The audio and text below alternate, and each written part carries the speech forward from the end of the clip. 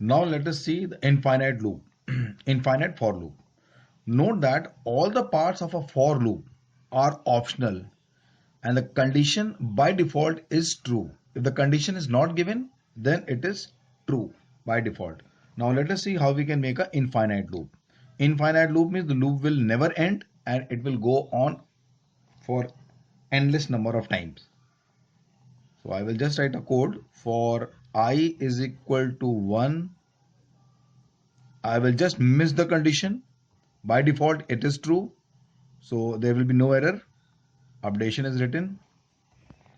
So we see that first part, second part, third part, and the block. Within the block you can write down the print statement. Suppose I am printing the value of I and closing the block.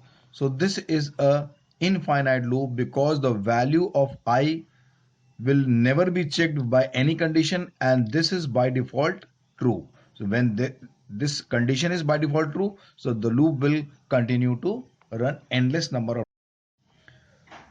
The output for this infinite loop will be 1, 2, 3, 4 infinite number of times. Another way of writing an infinite loop is we can miss out the updation part. I will not write down the updation part and this becomes an infinite loop. What will happen here? When the value of I is not updated, then the value of I will always remain 1 and this condition will always give you a true value. So the loop will run for endless number of time. And in this case, the output will be always 1, 1, 1, 1 infinite number of times. One more way of writing an infinite loop is we can omit all the statements. You may or may not write a statement within the block.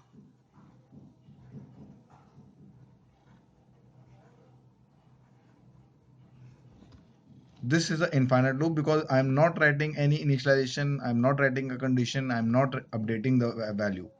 And by default, the condition is always true. So this program, this code will give you an output as infinite, infinite, infinite, endless number of times.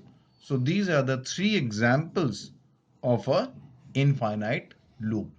In the first one, condition is missing, it becomes an infinite loop and it will give you values 1, 2, 3, 4 infinite number of times because your I is updated. In this case, the value of I is not updated, so it becomes infinite because the condition will always be true. And in this case, by default, all the parts are not there and by default, the value of the condition is always true.